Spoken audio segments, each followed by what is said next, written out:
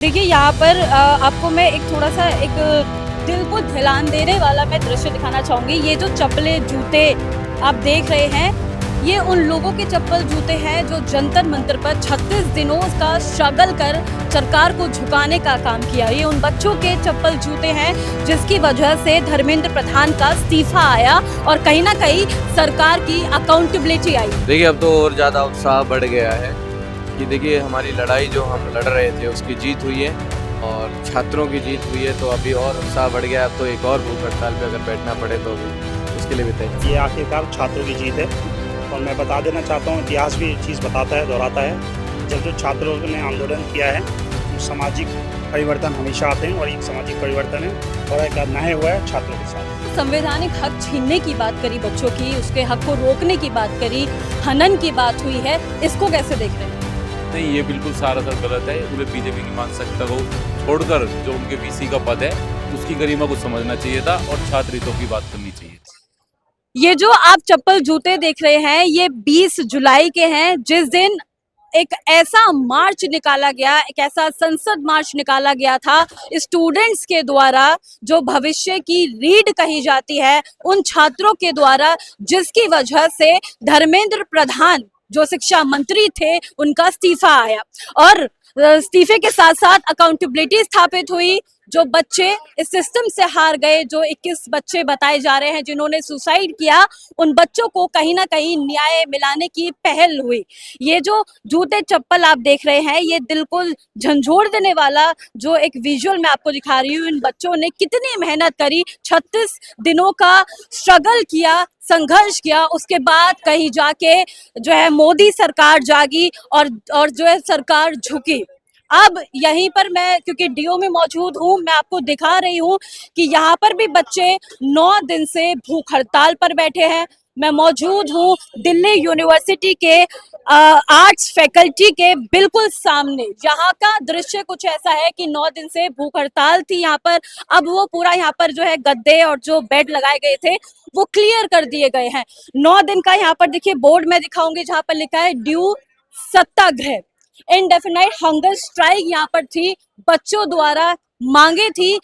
एक बात यहाँ पर जो है साफ कर देनी होगी कि जो ड्यू था उसने एक एडवाइजरी जारी करी थी जब जंतर मंतर का प्रोटेस्ट चल रहा था, जब बच्चे इस सिस्टम से जवाबदेही मांग रहे थे, जब इसी ड्यू ने, इसी दिल्ली यूनिवर्सिटी ने उन बच्चों के संवैधानिक हक का हनन किया था, उल्लंघन किया था, उनकी प्राइवेसी को रिस्ट्रिक्ट किया था कि आप जंतर मंतर के प्रोटेस्ट में नहीं जा पाएंगे, जिसके चलते 9 दिन से बच्चे यहाँ पर भूख हड़ताल पर बैठे थे। और आखिरकार जब बच्चे भूख हड़ताल पर बैठते हैं, चाहे वो सरकार हो, सत्ता हो या प्रशासन हो, सब झुकते हैं। वही हुआ, आज ड्यू प्रशासन जागा, उठा और इन बच्चों की मांगे मानी और उसके बाद इनको यह आश्वासन दिया और माफी भी मांगी कि आप अपनी भूख हड़ताल खत्म कीजिए, हम आपके साथ, और ऐसा आने वाले समय में नहीं किया जाएगा। सर क्या नाम है आपका? Rahul Jhansla, DUSU vice president. आप कंफर्ट हैं बात करने में? अभी अभी आपने हड़ताल जो है वो खत्म की है, कैसा महसूस कर रहे हैं? देखिए अब तो और ज़्यादा उत्साह बढ़ गया है कि देखिए हमारी लड़ाई जो हम लड़ रहे थे उसकी जीत हुई है और छात्रों की जीत हुई है, तो अभी और उत्साह बढ़ गया। अब तो एक और भूख हड़ताल पे अगर बैठना पड़े तो अभी भी उसके लिए भी तैयार। हौसला बुलंद हो गया है, बिल्कुल बिल्कुल। कमजोर नहीं पड़ पाए हैं। नहीं बिल्कुल। अच्छा, ये जो आपकी भूख हड़ताल थी, क्या मुख्य मांग थी आपकी? किन कारणों से आप भूख हड़ताल पर बैठे थे? देखिए सबसे मुख्य और सबसे अहम मांग हमारी थी इंस्टीट्यूशनल फ्रीडम की। जैसे जंतर मंतर पर प्रोटेस्ट के समय डीयू एडमिनिस्ट्रेशन द्वारा एक एडवाइजरी जारी की गई स्टूडेंट्स को ये डायरेक्शन देते हुए कि आप जंतर मंतर ना जाएं और किसी भी तरह के प्रोटेस्ट में शामिल ना हो। तो देखिए ये बिल्कुल ही हमारे कॉन्स्टिट्यूशनल राइट्स जो हैं उनका हनन है, उनको एक्सरसाइज करने से रोकना है।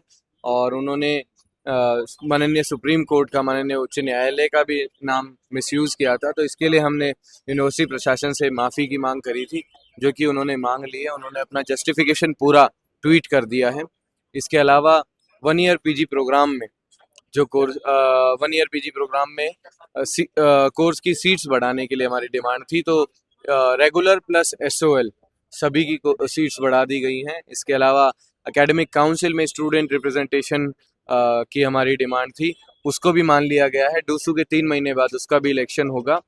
इसके अलावा हमारी डिमांड्स थी कि एक anti harassment and legal cell बनाया जाए जो प्राइवेट पीजीज बच्चों का हरासमेंट करते हैं उनसे बचाने के लिए, तो उसके लिए भी कमेटी फॉर्म कर दी गई है और अन्य भी जो हमारी डिमांड्स थी कमेटीज उनके लिए फॉर्म हो चुकी है। 9 दिन का आपका पूरा संघर्ष रहा, आप अपने अटूट भूख हड़ताल पर बैठे, अब आपकी मांगे मान ली गई है, प्रशासन ने जो है माफीनामा भी दर्ज करा दिया है। अब आपको क्या लगता है कि जिस तरीके से जंतर मंतर पर आप लोगों को नहीं जाने दिया और एक एडवाइजरी डाल दी जिसकी वजह से आप कह रहे हैं कि आपका कॉन्स्टिट्यूशनल राइट का हनन हुआ है, तो क्या मांगे हैं कि आगे अब कॉलेज प्रशासन या फिर कितनी भी यूनिवर्सिटी हैं ऐसे प्रोटेस्ट में जाना चाहिए, बच्चों को भाग लेना चाहिए, सरकार से सवाल करने चाहिए? देखिए, सवाल करना हमारा मौलिक अधिकार है। किसी भी तरह के पीसफुल प्रोटेस्ट या पीसफुल गैदरिंग में जाने से हमें कोई नहीं रोक सकता है। एक अच्छे कॉज के लिए अगर कोई प्रोटेस्ट होता है तो आपको जाना चाहिए, आपके हक की लड़ाई के लिए आपको लड़ाई लड़नी चाहिए। देखिए, मैं दिल्ली यूनिवर्सिटी में बनी हुई हूँ, आप यहाँ पर देख लीजिए तरह तरह के पोस्टर्स और तरह तरह की जो है प्लकार्ड से लोगों ने अपने मन की बातें करी हुई है। यहाँ इसी स्टेज पर ये जो आप गीले गद्दे देख रहे हैं, क्योंकि मॉनसून है, सब कुछ गीला हो चुका है, ड्यू सत्याग्रह इंडेफिनाइट हंगर स्ट्राइक यहाँ पर चल रही है। आज इनकी हंगर स्ट्राइक का 9वां दिन था और आज बहुत खुशी की बात यह है कि जो इनकी हंगर स्ट्राइक है वो समाप्त हो गई है, क्योंकि जो ड्यू का प्रशासन है जो एडवाइजरी जारी करी थी कि जंतर मंतर पर बच्चे नहीं जा सकते, उस प्रोटेस्ट में हिस्सा नहीं ले सकते, उसके खिलाफ बच्चे यहाँ पर भूख हड़ताल पर बैठे हुए थे और 9 दिन उन्होंने लगातार संघर्ष करा। सोई हुई सरकार तो जगी, ड्यू प्रशासन भी जागा और उन्होंने अपना माफीनामा दर्ज कराया। यहाँ पर हमारे साथ और भी बहुत सारे लोग हैं जो भूख हड़ताल पर बने हुए थे। एक साथी से हमारी बात हुई, उनके और भी साथी यहाँ पर हैं और आज हम इनसे बात करेंगे कि इनकी जो भूख हड़ताल है वो तो समाप्त हो गई, लेकिन इनका जो दृढ़ जो इनका संकल्प है उसका आखिरकार ये आगे का स्टेप यहाँ पर क्या होने वाला है। सर, क्या नाम है आपका? दीपक चौधरी। दीपक चौधरी। सर, प्रशासन तो झुक गया, सरकार भी झुक गई, अब आप क्या चाह रहे हैं? हम कुछ नहीं चाह रहे हैं, छात्रों की जीत हुई है। ये छात्रों के अधिकारों का जो उल्लंघन वीसी साहब ने किया था, जो ट्वीट लेके उन्होंने किया था, उन्होंने इस चीज को गलत माना है और ये आखिरकार छात्रों की जीत है। और मैं बता देना चाहता हूँ, इतिहास भी चीज बताता है, दोहराता है, जब छात्रों ने आंदोलन किया है तो सामाजिक परिवर्तन हमेशा आते हैं और ये सामाजिक परिवर्तन है और एक न्याय हुआ है छात्रों के साथ। और आगे का हमारा सीधा सिद्धांत है, छात्र पूंज प्रोग्राम है जो हमारे नेता प्रतिपक्ष राहुल गांधी जी लेकर चल रहे हैं। जैसा कि आप देख रहे हैं कि पिछले 10 साल में जब से सरकार आई है 152 बार पेपर लीक हो गए। अब हम उस लड़ाई को लेकर आगे लड़ाई लड़ेंगे। देखिए, राहुल गांधी भी देखा इसमें पूरे जो ये प्रोसीजर था, पूरा प्रोसेस था प्रोटेस्ट का, उसमें भी वो पीएम आवास को घेरने गए थे, उनको भी डिटेन कर लिया गया, संघर्ष करते हुए नजर आए हैं, बच्चों के साथ खड़े हुए नजर आए हैं, लेकिन कौन बच्चों के साथ खड़ा हुआ नजर नहीं आया? ऐसा कुछ आपको फील हुआ? देखिए, साहब आपको दिख रहा है ना, जिस तरह से मोदी जी ने कहा था कि हम अमृत काल देंगे, रोजगार देंगे, ये सवाल करते कांग्रेस सरकार से कि इन्होंने क्या दिया। मैं बता देना चाहता हूँ आपके माध्यम से, कांग्रेस ने इनको एम्स दिया, DRDO दिया, इनको ट्रिपल आईटीज दी। इन्होंने क्या दिया देश को? चंदा लूटा, पेपर लीक करे, हिंदू मुस्लिम पे राजनीति करी, इसके अलावा और कुछ नहीं किया है। ये कहीं नजर ही नहीं आया और इन्हीं के बयान थे कि इस सरकार में कभी इस्तीफे नहीं थे, वो भी इस्तीफा हुआ। अगर आप बताइए इस्तीफा नहीं होता, अगर वो गलत थे तभी तो इस्तीफा हुआ। तो मैं सरकार से सिर्फ इतना कहना चाहता हूँ कि आप ही के प्रतिपक्ष नेता भी जी थे, जो माननीय सांसद थे इनके, श्री अटल बिहारी वाजपेयी, उन्होंने भी कहा था संसद में खड़ो कि सरकारें आएंगी जाएंगी, ये देश जिंदा रहना चाहिए, लोकतंत्र जिंदा रहना चाहिए। तो मैं इनसे सिर्फ इतना कहना चाहता हूँ, मोदी जी से आग्रह करना चाहता हूँ कि मोदी जी, ये लोकतंत्र है ना कि राजतंत्र है, आप इस चीज को समझिए। इंस्टाग्राम पे आके हेलो फ्रेंड्स बोलने से कुछ नहीं होगा। आप आगे आइए, कॉन्फ्रेंस कीजिए, बच्चों को जवाब दीजिए, जो पेपर लीक्स हो रहे हैं उस पर कार्रवाई कीजिए। आप गठन तो कर देते हैं किसी कमेटी का, लेकिन वो गठन जो है वो पेपर्स में रह जाता है, दिखता कभी नहीं है। जैसे 2 करोड़ नौकरियां है, पेपर लीक बिल पास भी हुआ है। देखिए मैम, पास तो बहुत सी चीजें हैं, आप पास्ट में देखेंगे बहुत सी चीजें ऐसी पास हुई हैं। पास तो रोजगार भी हुआ था बहुत ज्यादा, 2 करोड़ नौकरियां देंगे, वो भी पास हुआ था। 15 लाख रुपए आएंगे, वो भी पास हुआ था। बट कुछ आता नहीं है। इन्होंने 14 में बोला मुझे 15 दिन दीजिए, 19 में बोलते हैं 50 दिन दीजिए, उसके बाद 24 में बोलते हैं मुझे 2 महीने दीजिए। दिन देने के लिए नहीं बैठी है जनता, दिन देने के लिए युवा नहीं यहाँ नहीं बैठा है। आप भी देखिए ना युवाओं के साथ कितना अत्याचार हो रहा है। आप दिन मांग रहे हैं बस युवाओं से। अच्छे उनकी दिन का इंतजार कर रही है जनता। अच्छे दिन तो आ गए ना, इससे और अच्छे दिन क्या लोगे आप? पेपर लीक हो रहा, चंदा चोरी हो गया, राम मंदिर के ऊपर इन्होंने वो करी। और इस सवाल क्या करते हैं नेहरू जी ने क्या किया? मैं उनको बता देना चाहता हूँ, नेहरू जी ने जो किया, नेहरू जी ने कभी मंदिर के ऊपर राजनीति की। उन्होंने कहा राष्ट्र की जिम्मेदारी होती है मंदिर, लेकिन उनकी कोई जिम्मेदारी उन्होंने समझी नहीं। उन्होंने चंदा चोरी के अलावा कुछ नहीं किया है। सिर्फ एक निकम्मी सरकार है, इसके अलावा और कुछ नहीं कर सकती है। सर आपका क्या शुभ नाम? सागर चौधरी। सागर चौधरी। सर जिस तरीके से यहाँ पर आप 9 दिन से भूख हड़ताल पर बैठे थे, उस संघर्ष को आप कैसे बयां करेंगे? मैडम वो संघर्ष जो हमारे छात्रों की लिए हम लड़ रहे थे, जिनके लिए उनकी जीत की खुशी में वो हमें संघर्ष बहुत ही कम संघर्ष था। आगे भी अगर छात्रों के साथ गलत हुआ तो हम इससे दुगना संघर्ष करने की। देखिए जंतर मंतर पे 36 दिनों का स्ट्रगल चला, आप लोगों ने भी 9 दिन का भूख हड़ताल रखा, उसके बाद सरकार जगी। सरकार मतलब धर्मेंद्र प्रधान का इस्तीफा आया, उसके बाद जो डूसू ने एडवाइजरी जारी करी थी, डीयू ने जो एडवाइजरी जारी करी थी, वो भी उसमें भी माफीनामा आ गया है। अब आप लोग क्या चाह रहे हैं? क्योंकि मैं यहाँ देख रही हूँ तमाम पोस्टर्स लगे हैं, उन बच्चों के शूज जो है, चप्पल है, वो यहाँ पर पोर्ट्रे किए हुए हैं। क्या मैसेज देना चाह रहे हैं? ये मैसेज वहाँ जंतर मंतर के, देखो मेन लड़ाई हमारी जो हुई थी, जो वीसी साहब ने स्टूडेंट के राइट को जाने से रोका था, वो हमने वहां की वजह हमने यहीं लगा के दिखा दिया कि आप वहां तो बहुत दूर बात, आप अपनी यूनिवर्सिटी में अगर हम जंतर मंतर लगाए आप उसको नहीं रोक सकते। जंतर मंतर में जाने के लिए तो क्या ही रोक खुला सकते हो? चैलेंज हो गया। खुला चैलेंज हो गया था हमारा वीसी साहब से, और इसीलिए हमने अपना ड्यू का जंतर मंतर लगाया था कि आप वहां तो छोड़िए, हम नहीं, जंतर मंतर यहीं लगा देंगे और छात्रों को आने से आप नहीं रोक पाओगे। ये जो संवैधानिक हक छीनने की बात करी बच्चों की, उसके हक को रोकने की बात करी, हनन की बात हुई है, इसको कैसे देख रहे हैं? नहीं, ये बिल्कुल सरासर गलत है। उन्हें बीजेपी की मानसिकता को छोड़कर जो उनके वीसी का पद है उसकी गरिमा को समझना चाहिए था और छात्र हितों की बात करनी चाहिए थी। छात्र हितों की बात तो अब हो रही है, छात्र हित की बात। आज हमारी उनकी उनसे जो मांगे थी, हमारे जो 4 ईयर प्रोग्राम था, 1 ईयर पीजी का जो करा था, उनमें इन्होंने सीटें अब बढ़ा दी है हमारे दबाव में आके, और हम आगे भी लड़ाई जारी रखेंगे कि और सीटें बढ़ाई जाए, किसी का भी साल खराब ना हो। ये बहुत अच्छी आपने बात करी। आपका क्या नाम हुआ सर? मेरा नाम कुलदीप गुजर है और मैं सीएससी का छात्र हूँ। अच्छा, ये बताइएगा, ये जो पूरा प्रोसेस है, पूरा जो प्रोटेस्ट चला, 36 दिन लोगों ने संघर्ष किया, 9 दिन आप लोगों ने संघर्ष किया, इसका क्या नतीजा निकला? आखिरकार बीसी को झुकना पड़ा। अब जो कहते हैं सरकार भी झुकी।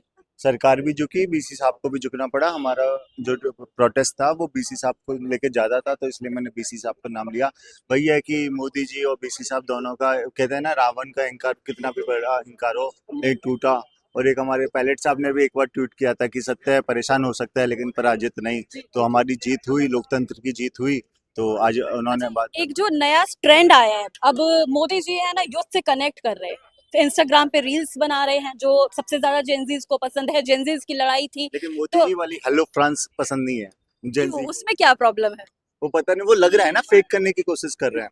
हम आप जैसे, हम जैसे कोई मतलब लोग कर रहे हैं जो थोड़ा नेचुरल लगेगा। वो अचानक से, पहले तो सारी चीजें करते थे अलग तरीके से करते थे, अचानक से देखा कि यही लोग तो आप चाह रहे थे ना कि संवाद हो, मोदी जी आके बात करें, अपनी बात रखे। तो वो मन की बात से बना रहे हैं, कब से करते आ रहे हैं, लेकिन वो संवाद एक तरफा ही होता है।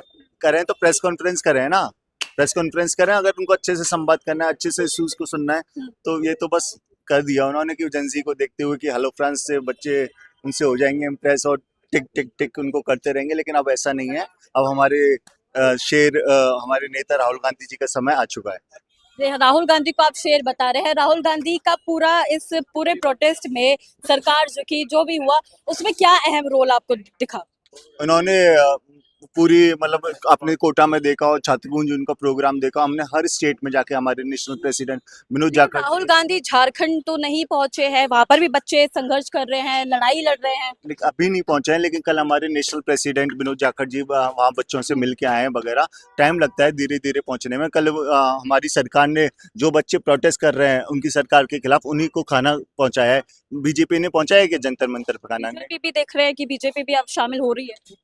हालांकि उन लोगों ने खुद से ही मना किया, उनका कोड ऑफ कंडक्ट है कि कोई भी राजनीतिक पार्टी हमें आके ना बोले। लेकिन कांग्रेस, क्योंकि वहां पे गठबंधन में है, उसी की सरकार है, तो ऑब्वियसली उसका तो होना ही चाहिए वहां पर।